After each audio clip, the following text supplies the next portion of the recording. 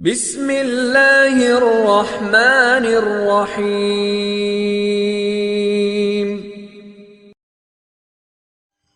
الحمد للہ وحدہ والصلاة والسلام علی من لا نبی بعدہ، اشہد ان لا الہ الا اللہ وحدہ لا شریک لہ واشہد ان محمدا عبدہ ورسولہ، اما بعد فاعوذ باللہ السمیع العلیم من الشیطان الرجیم من ہمزہ ونفخہ ونفثہ۔ وقال الذین لا یرجون لقاءنا لولا انزل علینا الملائکہ او نرى ربنا لقد استكبروا في انفسهم وعتوا عتوا كبيرا۔ اللهم صل على محمد وازواجه وذريته كما صليت على آل ابراہیم وبارک علی محمد وازواجه وذريته كما باركت على آل ابراہیم انک حمید مجید۔ رب اشرح لي صدری ویسر لي امری واحلل عقدۃ من لسانی یفقہوا قولی رب زدنی علما۔ آج انشاءاللہ الرحمن ہم 19ویں پارے کا خلاصہ ذکر کریں گے۔ اللہ سبحانہ و تعالی خلاصہ قرآن بیان کرنے میں آسانیاں پیدا فرمائے اور قرآن مجید کی صحیح سمجھ عطا کرے۔ اس کے بعد اللہ سبحانہ و تعالی ہم سب کو قرآن و سنت کے ساتھ وابستہ رہنے کی اور اس کے مطابق عمل کرنے کی توفیق عطا فرمائے۔ پچھلے پارے میں سورۃ الفرقان کا آغاز ہو چکا ہے اور 2 رکوع اس کے پچھلے پارے میں مذکور ہیں۔ پہلی جو آیت ہے 19ویں پارے کی، اس میں اللہ تعالیٰ نے ان لوگوں کی بات کہی ہے کہ جو اللہ تعالیٰ کی ملاقات کی امید نہیں رکھتے، کہ وہ یہ بات کہتے ہیں لولا انزل علینا الملائکہ ونرى ربنا، ہمارے پاس فرشتے کیوں نہیں آتے یا اپنے رب کو ہم نہیں دیکھتے۔ تو اللہ سبحانہ و تعالیٰ نے ان لوگوں کا رد کیا اور جواب دیا ہے کہ یہ اللہ تعالیٰ کے دیدار کی بات کر رہے ہیں۔ یوم یرون الملائکۃ لا بشری یومئذ للمجرمین، یہ جب قیامت والے دن فرشتوں کو دیکھیں گے تو ان کے لیے کوئی خوشی کی بات نہیں ہوگی، کوئی خوشخبری مجرموں کے لیے نہیں ہوگی، بلکہ اگر حالت کفر میں، حالت شرک میں اگر انہوں نے کوئی نیک عمل بھی کیے ہوں گے تو ان نیک اعمال کا بھی فائدہ کوئی نہیں ہے۔ جیسا کہ اسی پہلے رکوع میں اللہ تعالیٰ نے بات بیان فرما دی، وَقَدِمْنَا إِلَىٰ مَا عَمِلُوا مِنْ عَمَلٍ فَجَعَلْنَاهُ هَبَاءً مَنْثُورًا، کہ جو بھی انہوں نے کوئی اعمال کیے ہوں گے ہم انہیں ذرات بنا دیں گے، ذرات بنا کے انہیں اڑا دیا جائے گا۔ اس دن کسی کافر کے لیے یا کسی مشرک کے لیے کوئی خیر کی خبر نہیں ہے۔ پھر اللہ سبحانہ و تعالیٰ نے جنت والوں کی فضیلت بیان کی کہ اصل میں ٹھکانہ جو خیر والا ہے وہ جنت والوں کے لیے ہی ہے۔ اور جنتی کون ہیں؟ بہت زیادہ مقامات میں قرآن مجید میں اللہ تعالیٰ نے ایمان اور عمل صالح کی بات کی کہ جو یہ کام کرنے والے ہیں اللہ رب العالمین کی جنت کے حقدار ٹھہرنے والے ہیں۔ اس کے بعد اللہ سبحانہ و تعالیٰ نے قیامت والے دن کا ذکر کرتے ہوئے ظالم کی حالت بتائی کہ آج جو دنیا میں رہتے ہوئے ظلم کر رہا ہے، اللہ رب العالمین کی نافرمانی کر رہا ہے، شرک کر رہا ہے، اس کی حالت کیا ہوگی؟ قیامت والے دن ایسا آدمی اپنے ہاتھوں کو خود کاٹے گا اور ساتھ کہے گا یا لیتنی اتخذت مع الرسول سبیلا، کاش میں نے رسول کے ساتھ اپنا رستہ اختیار کیا ہوتا۔ اس وقت یہ افسوس کرے گا اور اس وقت اس کے دل میں ایسی خواہشات آئیں گی کہ کاش دنیا میں نے رسول اللہ صلی اللہ علیہ وسلم کے راستے کو اپنایا ہوتا۔ اور دوسری یہ خواہش ان کے دل میں پیدا ہوگی یا ویلتی لیتنی لم اتخذ فلانا خلیلا، کاش میں فلاں بندے کو اپنا دوست نہ بناتا۔ تو دنیا میں جو بری دوستیاں ہیں وہ بھی قیامت والے دن کی پریشانی کا باعث بنے گی۔ اللہ تعالیٰ نے قرآن مجید کے اندر ہی یہ بات ذکر فرمائی ہے، جیسا کہ انشاءاللہ چند دنوں کے بعد ہم خلاصہ ذکر کریں گے، اور اس میں یہ بات آئے گی کہ الاخلاء یومئذ بعضهم لبعض عدو الا المتقین، قیامت والے دن دنیا کے جتنے بھی دوست ہیں ایک دوسرے کے دشمن بن جائیں گے سوائے متقین کے، کہ متقین وہاں بھی دوست ہوں گے ایک دوسرے کے، وگرنہ دنیا کے دوست قیامت والے دن ایک دوسرے کے دشمن بن جائیں گے۔ تو وجہ کیا ہے؟ لقد اضلنی عن الذکر بعد اذ جاءنی، نصیحت کے آنے کے باوجود اس نے مجھے گمراہ کر دیا۔ تو یہ شیطانی ہتھ کنڈے ہیں، بری دوستیاں، شیطانی کاوشیں ہیں، اس لیے صرف آپ ایمان کے ساتھ تقوی کی بنیاد پر کسی سے دوستی رکھیں۔ قرآن مجید بھی ہمیں یہی بتاتا ہے، اور نبی مکرم صلی اللہ علیہ وسلم نے بھی یہی بات ارشاد فرمائی تھی، لا تصاحب الا مومنا ولا یاکل طعامک الا تقی، کہ تو صرف مومن بندے سے دوستی لگا اور تیرا کھانا کوئی متقی آدمی کھائے۔ نبی صلی اللہ علیہ وسلم نے اچھی اور بری دوستی کی مثال یوں سمجھائی کہ جو اچھا دوست ہے اس کی مثال کستوری کی مانند ہے، کہ آپ کسی کستوری والے کے پاس بیٹھتے ہیں، کستوری بیچنے والے کی مثال ایسے سمجھیں کہ آپ اس کے پاس بیٹھتے ہیں، اما ان یحذیک، ہو سکتا ہے کہ وہ آپ کو تحفے میں دے دے، و اما ان تبتاع منہ، یا آپ خود اسے خرید لیں، اور اگر یہ دونوں صورتیں نہیں ہوتی، وہ آپ کو دیتا بھی نہیں اور آپ خریدتے بھی نہیں، تو فرمایا و اما ان تجد منہ ریحا طیبہ، آپ اس کے پاس خوشبو پائیں گے۔ اور برے دوست کی مثال دیتے ہوئے اللہ کے پیغمبر صلی اللہ علیہ وسلم نے فرمایا اس کی مثال آپ بھٹی میں پھونکنے والے کی سمجھ لیں، کہ جو بھٹی میں پھونکتا ہے، اگر آپ اس کے پاس بیٹھیں گے، اما یحرق ثیابک، ہو سکتا ہے کہ وہ آپ کے کپڑوں کو جلا دے، اور اگر کپڑے نہ جلیں، کوئی انگارہ نہیں اڑتا اور آپ کے کپڑوں پہ نہیں پڑتا، تو فرمایا جب تک اس کے پاس بیٹھیں گے ان تجد منہ ریحا خبیثا، تو اس کے پاس بیٹھے ہوئے بدبو پائیں گے۔ تو اس سے معلوم ہوتا ہے کہ بری دوستیاں نہیں ہونی چاہیے۔ پھر رسول اللہ صلی اللہ علیہ وسلم نے جو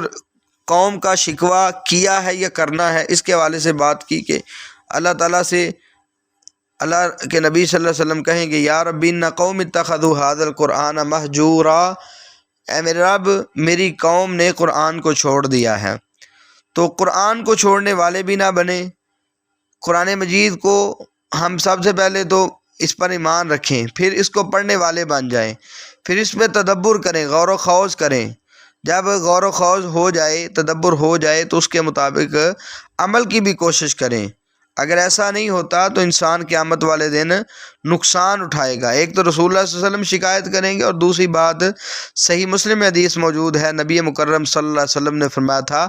القرآن حجت لک او علیک، یہ قرآن یا تیرے حق میں دلیل ہوگا یا تیرے خلاف دلیل ہوگا۔ اگر تو انسان پڑھتا ہوگا تو اس کے حق میں دلیل ہوگا، اور اگر اس قرآن کو نظر انداز کر دیا، نہ پڑھتا ہے، نہ سمجھتا ہے، نہ عمل کرتا ہے، ایسی خواہ مخواہ اپنی خواہش کا پجاری بنا ہوا ہے، تو ایسا آدمی قیامت والے دن قرآن اس کے خلاف اٹھے گا اور یہ وہاں نقصان اٹھانے والوں میں سے ہو جائے گا۔ پھر قرآن مجید کو اللہ تعالیٰ نے ایک ہی دفعہ نازل نہیں کیا، جیسا کہ کفار کہتے تھے ایک ہی مرتبہ نازل کیوں نہیں کر دیا جاتا، تو اللہ تعالیٰ نے کہا کہ لنثبت بہ فؤادک ورتلناہ ترتیلا، ہم آپ کے سینے کو ثابت رکھنا چاہتے ہیں، مضبوط کرنا چاہتے ہیں، اور ہم نے اس کو ٹھہر ٹھہر کر پڑھا ہے۔ بہرحال دوسرے رکوع کے اندر اللہ سبحانہ وتعالیٰ نے اقوام سابقہ کا ذکر کیا، سابقہ اقوام جو اپنی بدعمالیوں کی وجہ سے اللہ تعالیٰ کے عذاب کا شکار ہو گئیں، ان کے حوالے سے یہ بات ذکر کی کہ جیسے ہی ان کے پاس کوئی ڈرانے والا آتا تھا تو اسے وہ مزاق کا جو ہے نا نشانہ بنا لیتے تھے۔ تو پھر ایسا آدمی ارائیت من اتخذ الہہ ہوا، وہ اپنی خواہش نفس کو اپنا رب بنا چکا ہے۔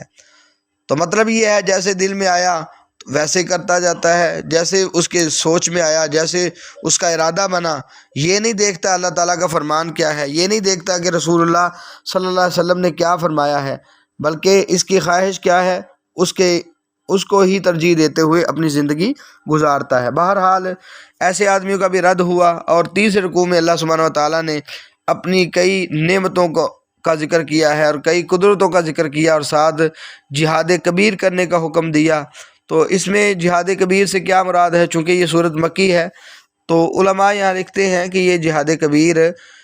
دعوت کی صورت میں ہے، کہ آپ دعوت دیں، کیونکہ مکہ میں جہاد نہیں اترا تھا۔ اور بعض نے یہ کہا ہے کہ اس سے مراد ہم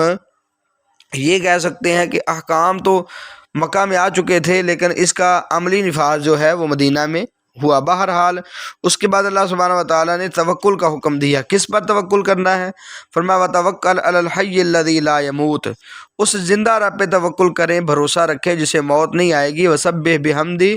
اور اپنے رب کی حمد کے ساتھ تسبیح بھی بیان کریں۔ تو یہ بھی اللہ سبحانہ و تعالیٰ نے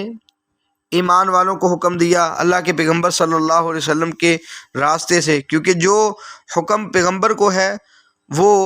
نبی صلی اللہ علیہ وسلم کے ساتھ ساتھ تمام آپ کے امتیوں کے لیے بھی ہے۔ اس کے بعد اللہ سبحانہ و تعالیٰ نے چوتھے رکوع کے اندر عباد الرحمن کے کچھ اوصاف ذکر کیے کہ رحمان کے اصل بندے ہیں کون۔ پہلا وصف اللہ نے ذکر کیا الذین یمشون علی الارض ہونا، زمین میں ان کی چال بڑی نرم ہوتی ہے۔ نمبر 2، جب ان سے کوئی جاہل خطاب کریں، نادان بے وقوف قسم کے لوگ بھی بات کریں تو یہ آگے سے اچھی گفتگو کرتے ہیں۔ اور نمبر 3، اپنے رب کے لیے سجدہ اور قیام کرتے ہوئے رات گزارتے ہیں۔ نمبر 4، ربنا اصرف عنا عذاب جہنم، یہ دعا کرتے ہیں اللہ ہمیں جہنم سے عذاب سے بچا لے، ہم سے جہنم کا عذاب دور کر لے۔ اور نمبر 5، جب وہ خرچ کرتے ہیں تو درمیانہ راستہ اختیار کرتے ہیں، نہ ہی حد سے بڑھتے ہیں، اسراف بھی نہیں کرتے اور کنجوسی بھی نہیں کرتے، بلکہ درمیانہ راستہ اختیار کرتے ہیں۔ چھٹا ان کا وصف یہ ہے کہ وہ اللہ کے علاوہ کسی اور کو الہ نہیں مانتے، نہیں پکارتے۔ اور اسی طرح 7واں ہے ولا یقتلون النفس التي حرم اللہ الا بالحق، کسی جان کو ناحق قتل نہیں کرتے۔ تو حق سے قتل کیسے ہو سکتا ہے؟ ناحق تو قتل نہیں کرنا۔ تو حق سے قتل سے مراد یا تو کسی آدمی کو قتل کے بدلے قتل کیا جائے قصاصاً، یا کوئی شادی شدہ ہے وہ زنا کرتا ہے تو اسے قتل کیا جائے گا، اور اسی طرح کوئی بندہ مرتد ہو جائے اسلام کے بعد کسی اور دین کو اختیار کر لے تو ایسا آدمی بھی قتل کیا جائے گا۔ اسی طرح نمبر 8، وہ زنا نہیں کرتے، بدکاریاں نہیں کرتے، اور اس کے بعد اس کا انجام بھی بتا دیا کہ جو شخص ایسا کرے گا تو اس کے لیے عذاب ہے اور وہ رسوائی والی زندگی وہاں گزارے گا۔ لیکن ساتھ بتا دیا الا من تاب وآمن وعمل عملا صالحا فاولئک یبدل اللہ سیئاتہم حسنات، کہ اگر کوئی حقیقت میں توبہ کر لے، ان گناہوں سے معافی مانگ لے، ایمان لا کر نیک عمل شروع کر دے، تو فرمایا اللہ تعالیٰ ان کی بد اعمالیوں کو بھی نیکیاں لکھ دے گا، ان کے برے اعمال کو نیکیاں بنا دے گا۔ اس کا ایک مفہوم تو یہ ہے کہ اللہ تعالیٰ ان کی توبہ کی وجہ سے سابقہ گناہوں کی جگہ نیکیاں یعنی لکھ دے گا، اور دوسرا مطلب یہ ہے کہ برائیوں میں پہلے پڑے ہوئے تھے اللہ تعالیٰ وہ معاف کر کے اب ان کو اچھائیوں کی توفیق عطا کر دے گا، یعنی بدلے میں نیکیاں عطا کر دے گا۔ تو اسی طرح 9ویں ان کی صفت یہ بیان کی والذین لا یشہدون الزور، جھوٹ پہ حاضر نہیں ہوتے اور جھوٹ کی گواہی نہیں دیتے۔ اور اسی طرح اللہ سبحانہ و تعالیٰ نے کہا جب کسی لغو کام کے پاس سے گزرنا ہو، کوئی فضول کام ان کے سامنے آئے تو وہ بڑے اچھے طریقے سے گزر جاتے ہیں۔ اسی طرح ان کا یہ بھی وصف ہے والذین اذا ذکروا بآیات ربہم لم یخروا علیہا صما وعمیانا، جب انہیں رب کی آیات کے ساتھ نصیحت کی جاتی ہے تو اندھے اور بہرے ہو کے گر نہیں پڑتے، بلکہ پوری تحقیق اور بصیرت کے ساتھ دین پہ عمل کرنے والے ہیں، اور ساتھ اللہ تعالیٰ سے دعا کرتے ہیں ربنا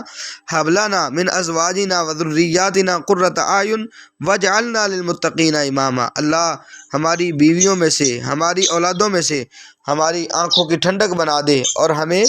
متقین کا امام بنا دے۔ یہ دعا ہے ان اللہ کے بندوں کی، رحمان کے بندوں کی، کہ جن کے اوصاف اللہ سبحانہ و تعالیٰ نے اسی رکوع میں ذکر فرمائے ہیں۔ اس کے بعد 5ویں رکوع میں اللہ سبحانہ و تعالیٰ نے نبی مکرم صلی اللہ علیہ وسلم کو یہ نصیحت کی کہ آپ ان کی وجہ سے پریشان نہ ہوں، آپ ان کے ایمان نہ لانے کا غم نہ کھائیں۔ اگر اللہ سبحانہ و تعالیٰ کسی کو زبردستی کلمہ پڑھانا چاہتا، زبردستی ایمان قبول کروانا چاہتا تو پھر اللہ کوئی نشانی اتار دیتا فَظَلَّتْ أَعْنَاقُهُمْ لَهَا خَاضِعِينَ، تو سب نے رب کے سامنے جھک جانا تھا۔ لیکن مطلب یہ ہے کہ آپ پریشان نہ ہوں، اگر کوئی ہدایت قبول کرتا ہے تو ٹھیک ہے، اگر نہیں کرتا تو آپ پر اس کا کوئی بوجھ نہیں ہے۔ اور 6 رکوع میں اللہ سبحانہ و تعالیٰ نے موسیٰ علیہ السلام کا ذکر کیا کہ جب اللہ تعالیٰ نے ان سے کہا کہ آپ ظالم قوم کے پاس جائیں جو فرعون کی قوم ہے تو انہیں جا کے سمجھائیں، تو انہوں نے کہا اللہ میں ڈرتا ہوں کہ یہ مجھے جھٹلا دیں گے، میرا تو سینہ تنگ ہوتا ہے، میری زبان بولنے میں تنگی محسوس کرتی ہے، تو اس لیے میرے ساتھ ہارون علیہ السلام کو بھیج دیں، اور ساتھ کہا اللہ مجھ سے تو ایک ان کا قتل بھی ہوا ہے۔ تو اللہ تعالیٰ نے کہا جی آپ جائیں، میں آپ کے ساتھ ہوں۔ تو وہاں جا کے بات چیت ہوئی، اور انہوں نے آگے سے کہا کہ ہم نے آپ کی پرورش کی، ٹھیک ہے، اتنے سال آپ ہمارے پاس رہے، لیکن جاتے ہوئے آپ یہ قتل بھی کر گئے، اور سارے معاملات بہرحال یہ ہوتے رہے۔ تو جب فرعون کے سامنے رب العالمین کا ذکر آیا تو اس نے کہا کہ رب العالمین کیا ہے، کون ہے؟ تو سیدنا موسیٰ علیہ السلام نے پھر بتایا کہ رب وہ ہے جو آسمان اور زمین کو پیدا کرنے والا ہے، اس کا رب ہے۔ جو بھی آسمان اور زمین کے درمیان اشیاء ہے وہ ساری کی ساری اسی کی ربوبیت میں شامل ہے، تمہارا بھی رب وہی ہے، تمہارے باپوں کا بھی رب وہی ہے۔ تو انہوں نے سیدنا موسیٰ علیہ السلام کو جھٹلایا، اور انہوں نے جادوگروں کو اکٹھا کرنے کا حکم دیا۔ جادوگر اکٹھے ہوئے۔ 7ویں رکوع کے اندر اللہ سبحانہ وتعالیٰ نے ذکر کیا کہ جب جادوگروں کو اکٹھا کیا گیا، بلایا گیا، تو انہوں نے آ کے بات چیت شروع کر دی۔ سب سے پہلے انہوں نے آ کے فرعون سے یہ کہا اِنَّ لَنَا لَأَجْرًا إِن كُنَّا نَحْنُ الْغَالِبِينَ، پوری تاکید سے کہا کہ ہم پکی بات ہے غلبہ پا جائیں گے، اگر واقعی ہم غلبہ پا جائیں، ہم موسیٰ کو ہرا دیں تو ہمیں اجرت ملے گی۔ یہ کفار کی سوچ دیکھے، کافر کی سوچ کیا ہے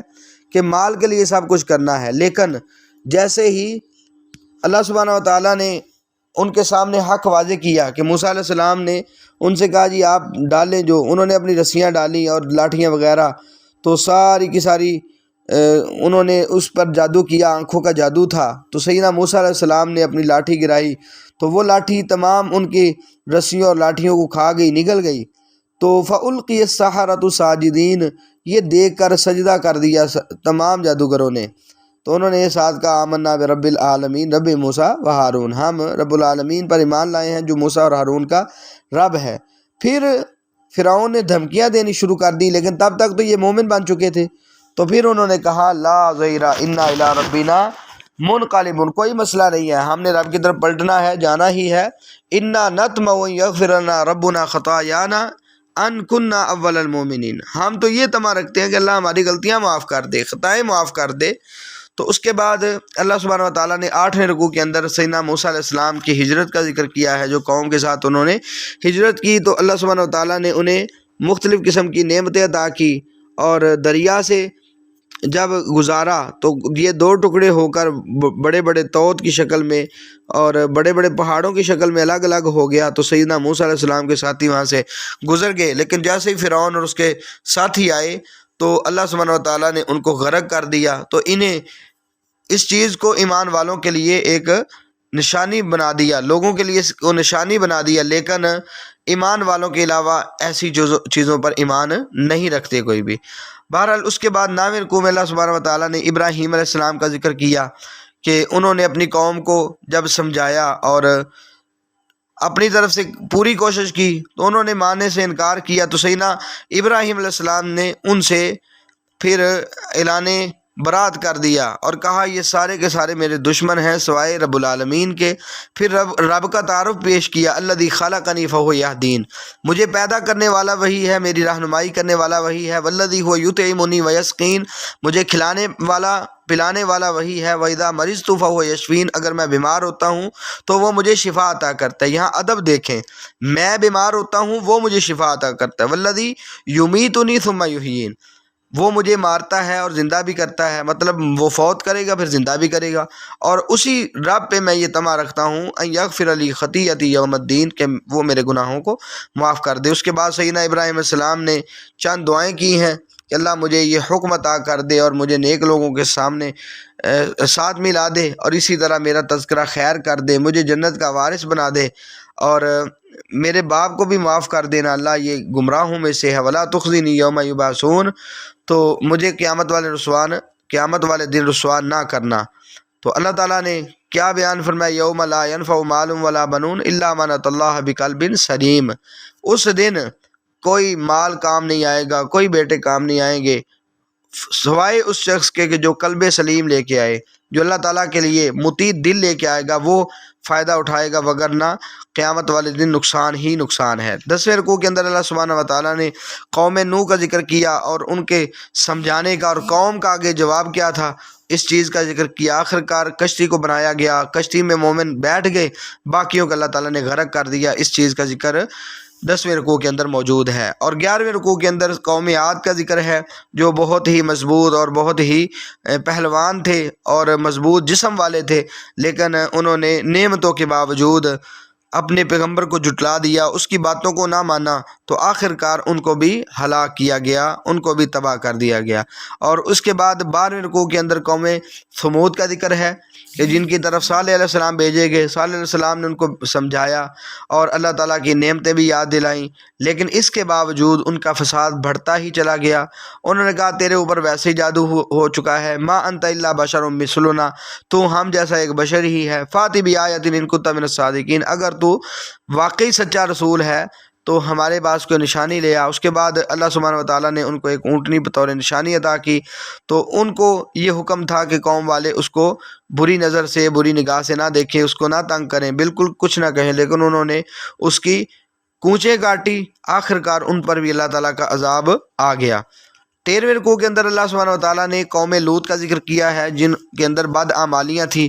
بری خصلت یہ تھی کہ ہم جنس پرستی ان میں پائی جاتی تھی، مردوں کے ساتھ بدکاریاں کرنا ان کا مشغلہ بن چکا تھا۔ لیکن سیدنا لوط علیہ السلام نے ان کو بہت سمجھانے کی کوشش کی، لیکن انہوں نے دھمکی میں یہ بات کہی، لئن لم تنتہی یا لوط لتکونن من المخرجین، اگر لوط تو باز نہ آیا اس بات سے تو ہم تجھے ویسے ہی نکال دیں گے، تجھے یہاں سے نکلنا پڑے گا۔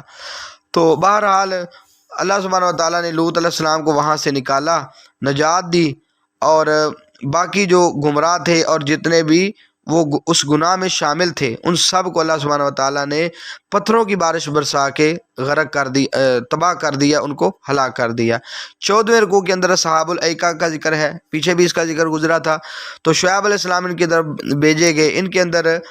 واز کرتے رہے اور ان کو ماپ تول میں کمی سے روکتے رہے، لیکن انہوں نے بھی سمجھنے کی بجائے ان کو کہا انما انت من المسحرین، تیرے اوپر بھی جادو ہوا ہے، وہی جو پچھلی قوم نے کہا کہ تیرے اوپر جادو ہے، وما انت الا بشر مثلنا، تو بھی ہم جیسا ایک بشر ہے، وان نظنک لمن الکاذبین، اور ہم تجھے جو ہے جھوٹا سمجھتے ہیں، نعوذ باللہ۔ تو اللہ تعالیٰ نے ان پر بھی اپنا عذاب مسلط کیا۔ 15ویں رکوع کے اندر اللہ سبحانہ و تعالیٰ نے قرآن کا تعارف ذکر کیا، وَإِنَّهُ لَتَنزِيلُ رَبِّ الْعَالَمِينَ، یہ رب العالمین کی طرف سے نازل کردہ ہے، نازل بِهِ الروح الامین، اسے لانے والا روح الامین یعنی جبریل امین ہے، عَلَىٰ قَلْبِكَ لِتَكُونَ مِنَ الْمُنذِرِينَ، تیرے سینے پہ ہم نے اتارا، تیرے دل پہ اتارا ہے تاکہ تو منذرین میں سے ہو جائے، یعنی لوگوں کو ڈرانے والا بن جائے، بِلِسَانٍ عَرَبِيٍّ مُبِينٍ، اور یہ واضح عربی زبان میں موجود ہے۔ اس کے بعد اللہ سبحانہ و تعالیٰ نے اپنے پیغمبر کو اسی رکوع کے اندر حکم دیا، وَأَنذِرْ عَشِيرَتَكَ الْأَقْرَبِينَ، کہ اپنے قریبی رشتہ داروں کو بھی آپ ڈرائیں۔ خود جب انسان اپنی اصلاح کرتا ہے، اس کے بعد اپنے گھر والوں کی بھی اصلاح کی کوشش کرے، اپنے قریبی کنبہ قبیلہ کی بھی اصلاح کرے، کوشش کرے۔ نبی مکرم صلی اللہ علیہ وسلم نے مختلف قبائل کو بلایا تھا، مختلف اپنے خاندان کے افراد کو بلایا تھا، اس میں اپنی پھوپھی کو بھی بلایا، اپنے چچاؤں کو بھی بلایا، اور اپنی بیٹی سیدہ فاطمہ کو بھی بلایا، سب کو الگ الگ کہا جی اپنے آپ کو جہنم سے بچا لیں، اپنے آپ کو جہنم سے۔ پھوپھی تو یہ صفیہ تو رسول اللہ کی پھوپھی ہے، لیکن عمل تو نے خود کرنے ہیں، کیونکہ انی لا اغنی عنک من اللہ شیئا، میں اللہ کے سامنے تیرے کام نہیں آ سکوں گا۔ اور اپنے چچا سے بھی کہا، بلکہ اپنی بیٹی سیدہ فاطمہ سے کہا بیٹی عمل تو نے خود کرنا ہے، میں تیرے کام نہیں آ سکتا۔ اور اس کے بعد اللہ سبحانہ و تعالیٰ نے یہ بات ذکر فرمائی، چونکہ یہ کہتے تھے نا کہ اس کے پاس کوئی شیطان آتا ہے جو اس کو ساری چیزیں بتا دیتا ہے، تو اللہ تعالیٰ نے کہا کہ آؤ میں تمہیں بتاتا ہوں، هل انبئکم علی من تنزل الشیاطین، بتاؤں تمہیں کہ شیاطین کس پہ اترتے ہیں؟ تنزل علی کل افاک نسیم، ہر جھوٹے گناہ گار پہ اترتے ہیں، یلقون السمع واکثرهم کاذبون، اس کی طرف آ کے باتیں یعنی ڈالتے ہیں، اکثر ان میں سے جھوٹے ہیں۔ تو یہ کاہن ہیں یا جادوگر ہیں، ان کے اوپر ایسے شیطان آتے ہیں، مختلف چیزیں ان کو بتاتے ہیں، ایک سچ اور 100 جھوٹ ساتھ شامل کر کے لوگوں کے اندر باتیں ذکر کر دیتے ہیں۔ پھر بتایا وَالشُّعَرَاءُ يَتَّبِعُهُمُ الْغَاوُونَ، ایسے لوگوں کی پیروی گمراہ شاعر کرتے ہیں۔ تو یہاں شعراء کا بھی رد ہے، علم ایک تو کہا یہ گمراہ ہیں، علم تر انہم فی کل وادی یہیمون، اور دوسرا کہ ہر وادی میں حیران پھرتے ہیں، مطلب جو راستہ ان کو ملے وہیں یعنی داخل ہو جاتے ہیں۔ شاعروں سے ہر قسم کی باتیں مل جاتی ہیں۔ وَأَنَّهُمْ يَقُولُونَ مَا لَا يَفْعَلُونَ، اور تیسری بات یہ کہ ایسی باتیں زبان سے کہتے ہیں کہ جو وہ خود نہیں کرتے۔ زبان سے ایسے محسوس ہوتا ہے ان کی شاعری سے کتنے بہادر ہیں، لیکن ہوتے بزدل ہیں۔ اور شاعری سے محسوس ہوتا ہے کتنے سخی ہیں، کتنے لوگوں پہ خرچ کرنے والے ہیں، ویسے ہوتے کیا ہیں؟ کنجوس اور بخیل ہوتے ہیں۔ اس طرح کا معاملہ یعنی اللہ تعالیٰ نے ایسے شاعروں کا رد کیا ہے کہ جو غیر شرعی انداز اپناتے ہیں، غیر شرعی الفاظ ذکر کرتے ہیں۔ نبی مکرم صلی اللہ علیہ وسلم نے اسی لیے کہا تھا کہ کوئی آدمی اپنے پیٹ میں کچ لہو اس طرح کا گند جمع کر لے، اس سے بہتر ہے کہ کوئی وہ شعر یاد کرے۔ تو یہ شعروں کی مذمت ہے، جو جتنے بھی عشقیہ شعر ہیں، غیر شرعی شعر ہیں، ان سے اپنے آپ کو بچا لیں۔ لیکن ساتھ بتا دیا الا الذین آمنوا وعملوا الصالحات، اگر شعر انسان پڑھتا ہے لیکن کیسے؟ ایمان بھی موجود ہے، عمل صالح بھی ہے، وذکر اللہ کثیرا، اور اللہ تعالیٰ کا کثرت سے ذکر کرنے والا ہے، شعروں میں بھی اور ویسے بھی، وانتصروا من بعد ما ظلموا، اور مدد بھی کرنے والا ہے بعد اس کے کہ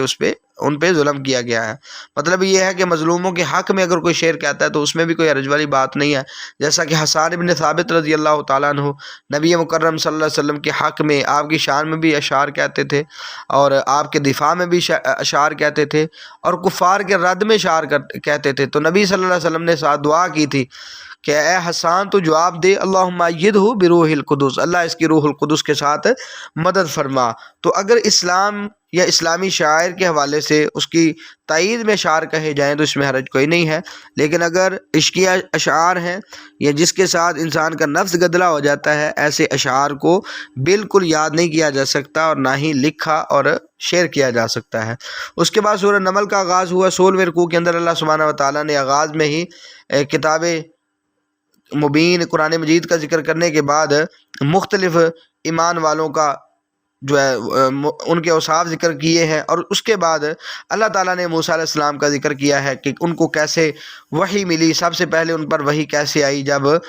وہ آگ کا انگارہ لینے گئے تھے اور ساتھ خبر لینے کے لیے پہنچے، لیکن ان کو وہاں بلا دیا گیا۔ انہیں بلا کر اللہ سبحانہ و تعالیٰ نے ان سے کلام کیا اور ان کو بتایا کہ میں اللہ ہوں، اب تو نے کیا کرنا ہے، تیرے ہاتھ میں کیا بتا۔ انہوں نے کہا جی میرے ہاتھ میں لاٹھی ہے۔ کہا القی عصاک، اپنی لاٹھی گرا۔ جیسے ہی انہوں نے گرائی تو وہ کیا بن گئی؟ جانن، وہ لاٹھی چھوٹا سا سفید رنگ کا اژدہا بن گئی۔ اب چھوٹا سا سانپ بنا تو سیدنا موسیٰ علیہ السلام واللہ مدبرا ولم یعقب، پیچھے کو بھاگ گئے، ڈر گئے۔ تو اللہ تعالیٰ نے کہا یا موسیٰ لا تخف، موسیٰ نہ ڈر۔ یہاں سے معلوم ہوتا ہے کہ جو پیغمبر ہے وہ بھی غیب نہیں جانتا۔ موسیٰ علیہ السلام کو بالکل علم نہیں تھا۔ اللہ سبحانہ و تعالیٰ نے جو ان کو معجزہ دیا، معجزہ بھی ان کے اختیار میں نہیں تھا، یہ تو اللہ تعالیٰ کی طرف سے تھا۔ ایک یہ معجزہ، اور دوسرا اللہ سبحانہ و تعالیٰ نے ان کو ایک اور معجزہ عطا کیا کہ ان کا ہاتھ بغیر کسی بیماری کے سفید ہوتا تھا جب وہ اپنی جیب سے اور بغل سے نکالتے تھے۔ اس کے علاوہ اللہ سبحانہ و تعالیٰ نے 9 نشانیاں عطا کی جن کا اجمالی یہاں ذکر موجود ہے۔ اور 17 نمبر رکوع کے اندر اللہ سبحانہ و تعالیٰ نے داؤد علیہ السلام کا اور سلیمان علیہ السلام کا ذکر کیا کہ اللہ تعالیٰ نے ان کو بہت زیادہ لوگوں پہ فضیلت بخشی، اور سلیمان علیہ السلام کو داؤد علیہ السلام کا وارث بنایا۔ تو ان کو یہ پرندوں کی بولی سکھائی گئی اور ہر چیز اللہ سبحانہ و تعالیٰ نے ان کو عطا کی۔ تو ان کے پاس جنوں کے لشکر جمع ہوتے تھے، انسانوں کے، پرندوں کے، الگ الگ ٹولیوں میں۔ تو اللہ تعالیٰ نے یہ واقعہ بھی ذکر کر دیا کہ وہ چیونٹیوں کے ایک وادی کے اندر ایک مقام پہ آئے تو ایک چونٹی بول کے کہنے لگی یا ایھا النمل ادخلوا مساکنکم، اے چونٹیوں اپنی اپنی بلوں میں داخل ہو جاؤ، لا یحطمنکم سلیمان وجنودہ وہم لا یشعرون، کہیں سلیمان اور اس کا لشکر تمہیں روند کے چلا نہ جائے جبکہ وہ جانتے نہ ہوں۔ تو اس کی بات سن کر فتبسم ضاحکا من قولہا، تو انہوں نے تبسم کیا اور مسکرا پڑے۔